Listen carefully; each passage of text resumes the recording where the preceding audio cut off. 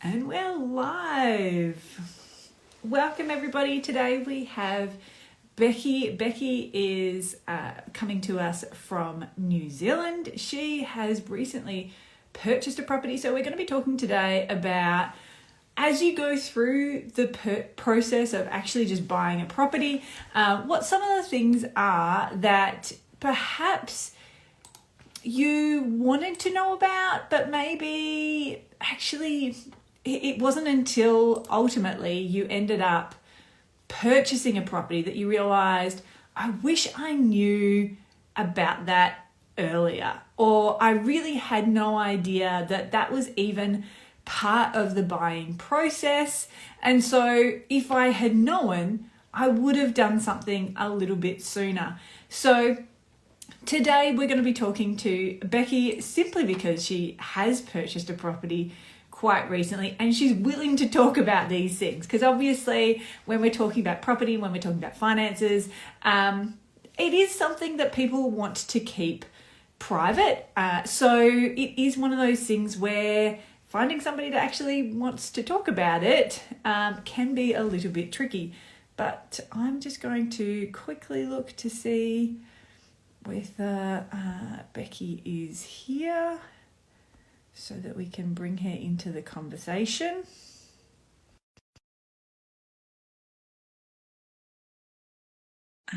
We will have her in a moment. Becky, are you there? I can see that you have joined. Hello. Yes. Wonderful. How are you, Becky? Yeah, good. Excellent. Thank you for joining me. I was actually just saying that it's actually tricky to find somebody that's willing to talk about actually purchasing property once they have purchased a property, because often it's viewed as something that is, I guess, somewhat private, and people generally are a little bit, I don't know, maybe, I don't know that it's skeptical, but they're just less perhaps willing to talk about it. Yeah, So thank you very much for joining me and for actually being willing to talk about it. So I don't know why my image is so bizarre, but it is a bit strange. Hopefully it fixes itself. We'll see what happens. Time will tell. But anyway, how are you today? How's New Zealand? Yes, good. It's cooling down. I'm on the bottom of the South Island, but my nice new house is very warm, so that's great. Lovely. And I bet you weren't ever considering what the quality of insulation is in a house until you started to look at the houses. Oh my God. I think also just moving to, I lived in Asia for a long time, so that just wasn't even something I considered or thought about. So yeah. So I think you had mentioned that you've lived in the Maldives for a long time. Yeah.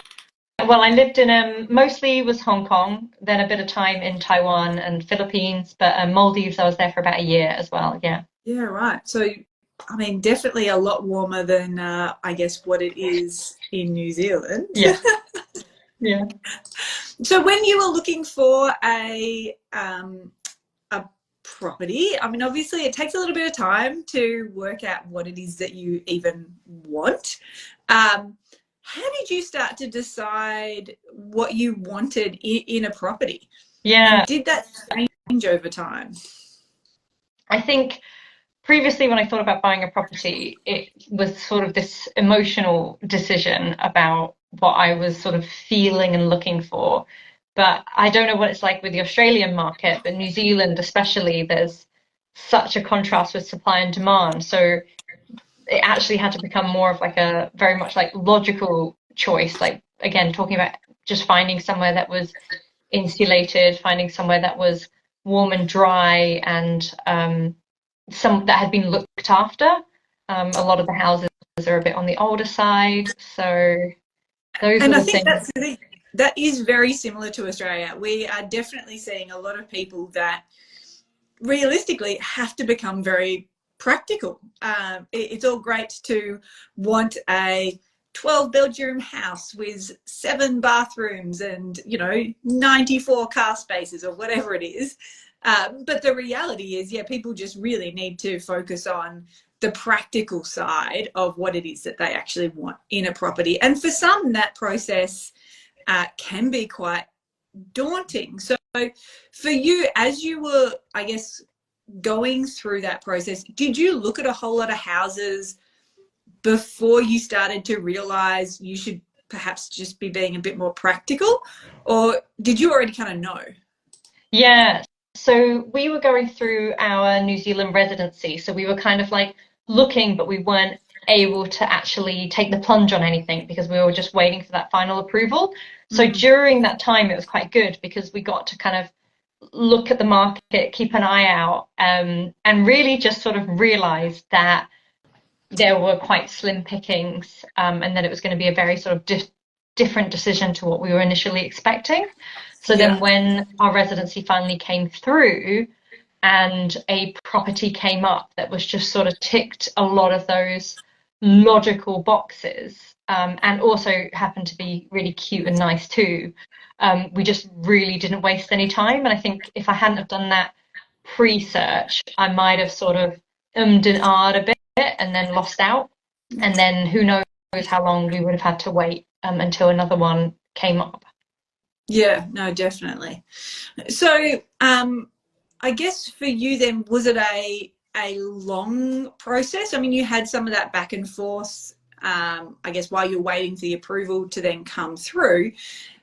But did you then spend quite a lot of time looking at properties, or by that stage had you really started to narrow it down, and because there was actually less property on the market, it made it easier to then find the right one for you?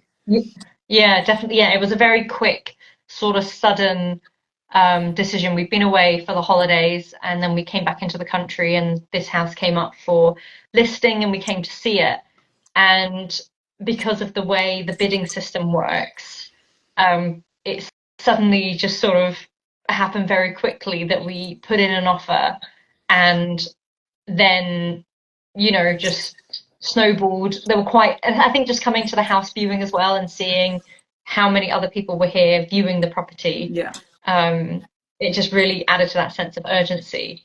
So it did sort of all happen very, very quickly, which I think was good, but also, yeah, we didn't know, we didn't really have the time to then think about like what we needed to have done prior or what happens next. We were totally naive and luckily it worked out, but we Yeah. really didn't know what we were actually doing.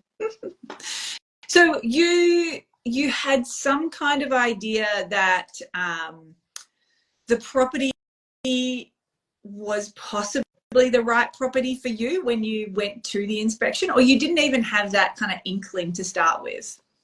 We had like particular things obviously that we wanted to tick off. So really, I think being down on the South Island of New Zealand, warm and well looked after, was priority, and obviously like having some sun.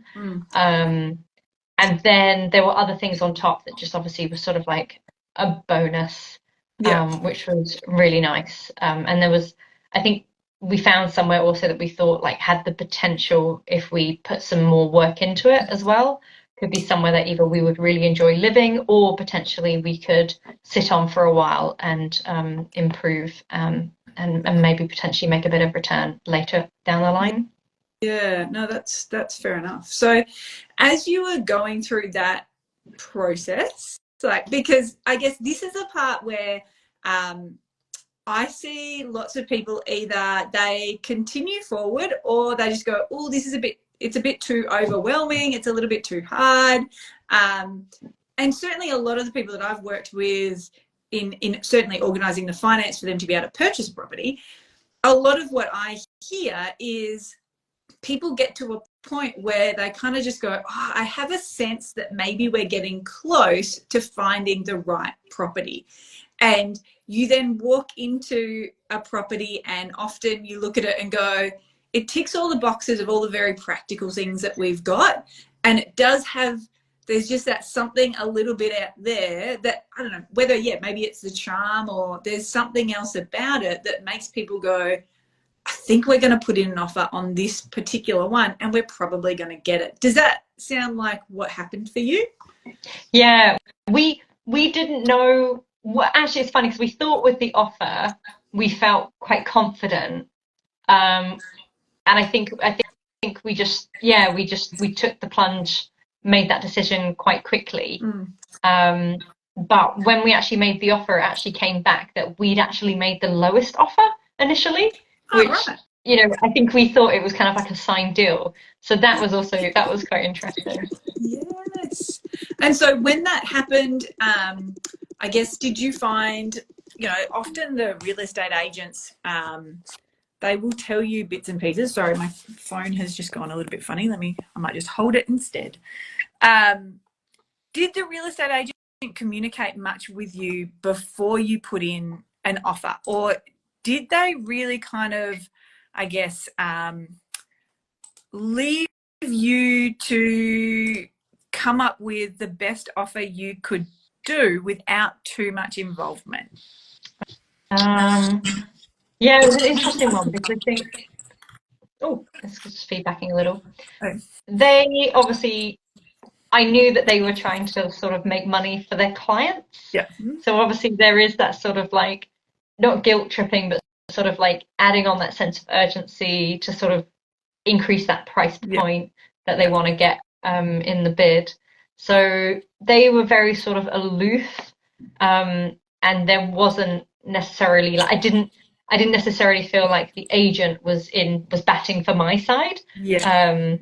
So I have I have a friend who's a mortgage broker, and it was really handy actually to have her come round and look at the property before we put that final thing in, to actually just have somebody who I felt like was more on my side and give me a little bit more of an unbiased bit of advice about, like, is this a reasonable price even to be offering? Like, what's the market doing right now? Is this a good we kind of felt like it was a good property, but it was really good to see somebody else's unbiased opinion as well, who had nothing to gain from it. Yeah.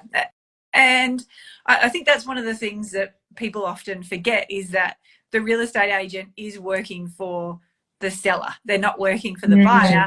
They're working there for the seller to try and, be able to get the best possible price. That's their job. So that's fair enough.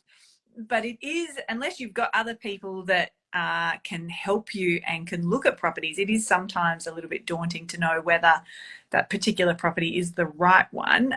It is a lot of money, obviously, at the end of the day, when you are purchasing a house. It's, for many people, the biggest investments that they will actually end up making in their life. So as you were going through this process, I know we've previously spoken about some of the different professionals that are involved in it. Did you discover that there were professionals that perhaps once you bought the house, you went, uh-oh, I now need to quickly find some other professionals that I didn't really know that I Yeah. needed when purchasing a property? Yeah, definitely. And it's funny, I mean, because like my husband's background is in law, but we were both just so naive to the whole process. And I think, like you said, people don't necessarily talk to, after they bought a property, no one really talks too much about what happened or what happens. Yeah. And so I felt like it was just this sort of gray area that, like, we were walking into. So, yeah, we were signing the papers, and then they were, asking us to put down our lawyers' details. And, we were still quite new to New Zealand. So, we don't have contacts who are lawyers. So again, really luckily, my friend who was a mortgage broker just instantly was just sort of like, okay, email this person. And I didn't even know what I was emailing them for, or Yeah. what the lawyer was going to do, and that actually the lawyers of both parties were going to be the people speaking to each other, and then we would just speak to those. So yeah, that, and then also like the house insurance and getting that sorted. And it just felt, I think it is such a large amount of money. We didn't really, are we doing this right? Yeah. Yeah, that was definitely a big concern. And so were you, at that point, were you just madly Googling, or were calling a Um, friend as a mortgage broker? How did yeah, you stay calm? I think once we had that initial sit down with the lawyer that my mortgage broker friend like put me in touch with, then suddenly we felt a lot more secure because, you know, we that person was very much on our side because they were obviously acting as our lawyer. Yeah. And so suddenly it was sort of like someone was there to kind of be like, oh, no, it's okay. We'll help. And obviously my mortgage broker friend as well was very, very helpful at just, yeah, putting those contacts in place for us. Mm. So what do you think now that you've purchased a property, what do you wish you actually knew before you had started that process, or while you Yeah. were slowly looking for that right property for you? Is there anything that you're kind of like, oh, I wish I knew this beforehand, I would have organized this a little bit earlier, you know, anything that you could have done that perhaps would have helped to relieve some of the stress of Yeah. that you kind of go through when you do buy a property? Yeah. I think I wish I had spoken to maybe a lot more friends locally Mm-hmm. just to kind of understand the process Yeah. of you know, how the bids work and what happens and when things come back. Because it was quicker than I thought and it was actually weirdly easier than I thought. So I think there was a lot of premature stress and worry that I probably didn't actually need to have. And I think, you know, we were hesitant to start looking and buying property because you think it's going to just be such a big ordeal. And actually, the process was so much easier than we thought it was going to be, like the sort of transactions of things. Um, It yeah, is but one of those strange spaces where it is surprisingly complex, but also incredibly simple yes, once you're actually yeah, part of it as well. It's, yeah, yeah, no, that's completely understandable. So I think maybe to help everybody that's kind of watching this maybe understand a little bit more about what journey you went through in purchasing, how long do you think that actually took you from when you made the decision to actually buy a property all the way through to actually when you settled on that property? yeah. So we made the offer on, I think, like a Tuesday night, like on a Tuesday, because it was like a deadline. Yep. So we had to put in, which again really pressurizes you to sort of make a decision. And then we were actually the lowest. So the agent came back to us and said, did we want to match what the highest offer was? Yep. So that was an interesting thing to be sort of put on the spot.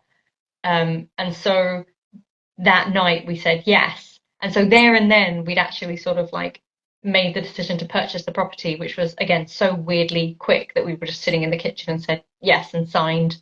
We both just signed a piece of paper. Mm. But then the people we were purchasing from, wanted to stay in the house for another 6 weeks. Yeah. They were just moving out very slowly. Mm-hmm. So we had quite a long time before the actual settlement date, which I think also made it a bit nicer because then we could go to the lawyer, we could get everything we needed um, ahead of time. And then I think that the very week of the settlement felt a little bit stressful because it's just such a large amount of money. And is it all going to align and go across where it should do at the right time? And, you know, we'd never been involved in shifting amounts like that before. So, but again, once we were in there with the lawyers, it was just so much more, you know, we had that support. So, yeah, in total, we didn't, it took quite a while because obviously from signing to actually the settlement because there were people in the house. Mm. But the actual process was just a few meetings. Yeah. And that was it. Yeah. So if it was sort of 6 weeks, and when you started first looking at properties and inspecting properties just to see what was around, that sounds like it was probably maybe sort of 6 or 12 months that you were going through this process of finding a house, then finding the actual house, having your offer accepted, and then actually settling on that. That's quite a lengthy time frame. Did you find that through that period, it was hard to stay motivated towards finding that right property? I think because we were in such a unique position of waiting for our visa to be approved, Yeah. it was like we were looking, but we knew we couldn't pull the trigger on anything. So it made it a little bit less um, stressful in terms of like, oh, keep looking, because we were kind of like window shopping for that first 12 months because we knew we couldn't put any offers in. Yeah. But doing it ahead of that time enabled us to have enough knowledge of the market that when this one came up, we knew like statistically that this was the right call to make. So I think as well, like I think it was good to kind of have that 12-month lead up to kind of just be like a research. Like, okay, we're not necessarily, so it was also good kind of to start looking before you're actually ready to buy or even thinking about it, so that you just start to get a real feel for what's good, what's not good. So then when you are ready, you're equipped with that information, because otherwise we would, if we'd not done anything and we just started looking when we were actually ready, we probably, that would have been quite a stressful year because we wouldn't know, is this a good house? Should we actually go for it, or will there be better houses? Yeah. But we already had enough data to kind of make a good call that, oh, this is actually quite good compared to what else is out there. So because of just how long the process takes, and it feels like you buy a house, but then it's also like you kind of haven't bought a house until you then move into the house. At what stage did you actually celebrate and go, amazing, we just bought a house, this is incredible? Did you do that? What did we do? My husband brought some champagne, but the annoying thing was I was really sick for the No. move. Yeah. So for the moving weekend, I had been pretty sick and I managed to help out a bit. And then I started to feel better when we moved. Like I got better. I had like COVID or something. But then my husband, after the move weekend, he came down with it. And he's still sort of just recovering. So actually, you've just kind of made us realize that we haven't actually done that properly yet. So And you're already in the house. Oh, you'll have to we're celebrate. in the house, yeah. So we actually need to do something. Yeah, definitely.